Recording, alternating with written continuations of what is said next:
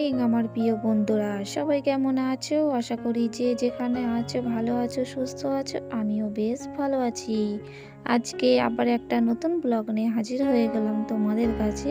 আশা করব প্রত্যেক দিনের মতো আমার আজকের ব্লগটা তোমাদের খুব ভালো লাগবে, তাই ভিডিওটা না টেনে টেনে সম্পূর্ণ দেখার অনুরোধ রইল।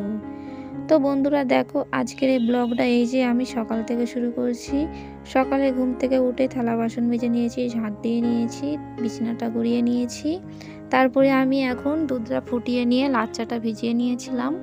তো যেহেতু ঈদের সময় লাচ্চা কিনেছিলাম, তো ঈদের দিনে আর লাচ্চা ভিজিয়ে নিই। ঈদের দিনে সেমাই রান্না করেছিলাম।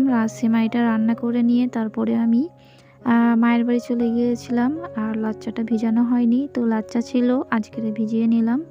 তো বন্ধুরা তারপরে দেখো, এখন আমি সোয়াবিনটা সুন্দর করে ভিজিয়ে দিচ্ছি। আজকে রান্না হবে সোয়াবিন আলু। অনেক দিন হবে সোয়াবিন খাওয়া হয়নি, তাই ভাবলাম আজকের আবার সোয়াবিনটা রান্না করব। তো দেখো বন্ধুরা, আমি এখন সুন্দর করে সোয়াবিনগুলো ঢেলে নিচ্ছি।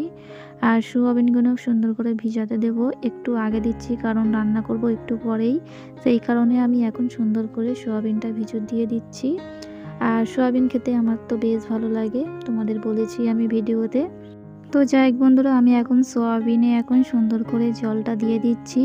আর জলটা একটু বেশি করে দিচ্ছি, পুরো এক বোতল জলটা দিয়ে দিচ্ছি। আর জলটা বেশি দিলে কি হয়, একটু ভালোভাবে ভেজে।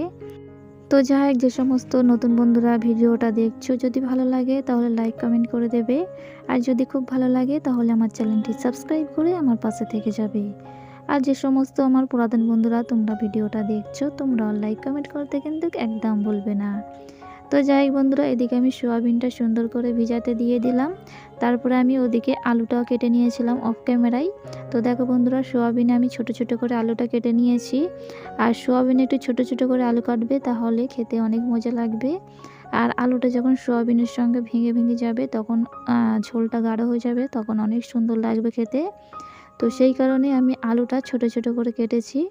তো তোমরা একটু চেষ্টা করবে ছোট ছোট করে আলুটা কাটার।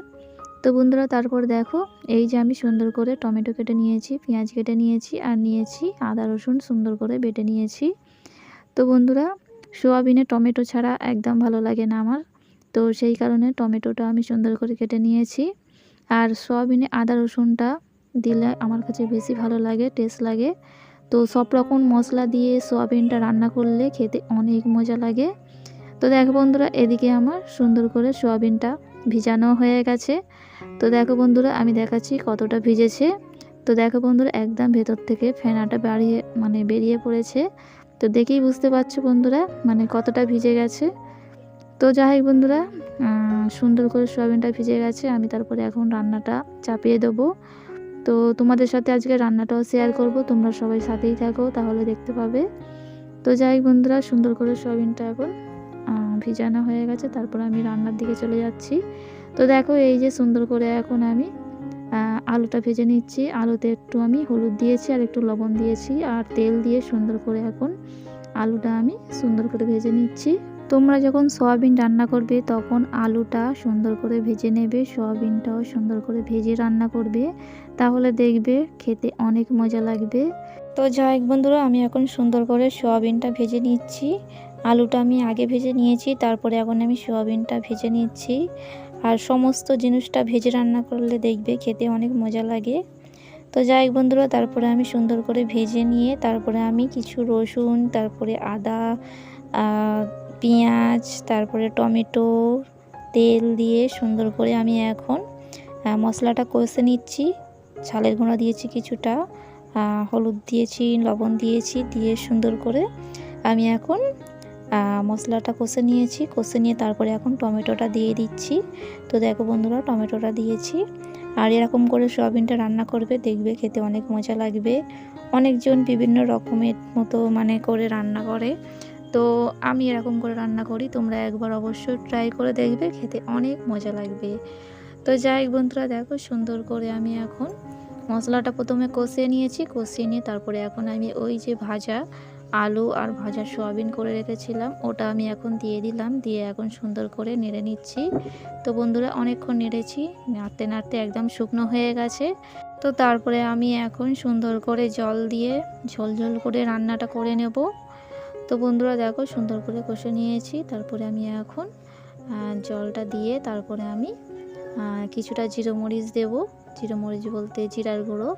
তো ওটা দিয়ে আমি সুন্দর করে তরকারিটা করে নেব। ওটা দিলে কি হয়, তরকারিটা অনেকটা খেতে স্বাদটা ভালো হয়, সেই কারণে। তো দেখো বন্ধুরা সুন্দর করে আমি জল দিয়ে দিয়েছি, আর এরকম করে ঝোল ঝোলটা একটু করেছি, আর একটু মরালে তাহলে তরকারিটা একদম গাঢ় হয়ে যাবে আর খেতে অনেক মজা লাগবে। তো দেখো বন্ধুরা সুন্দর করে আমি জলটা দিয়েছি, দিতে এখন ঝোল ঝোল হয়ে গেছে। তো বন্ধুরা দেখো তরকারিটা সুন্দর করে ফুটে গেছে, আর দেখে মনে হচ্ছে অনেক লবণীয় হবে, তাই না? তো আমি এখন দেব কিছুটা গরম মশলা দেব।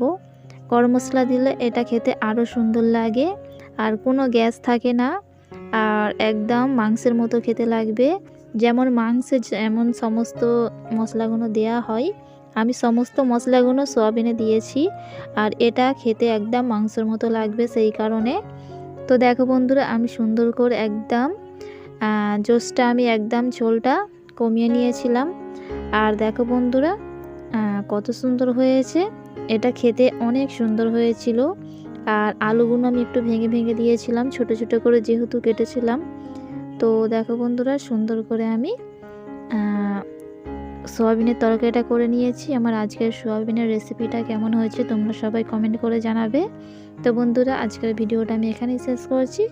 তোমরা সবাই ভালো থেকো, সুস্থ থেকো, সবাই নিজের খেয়াল রেখো। দেখা হবে আবার একটা নতুন ব্লগে।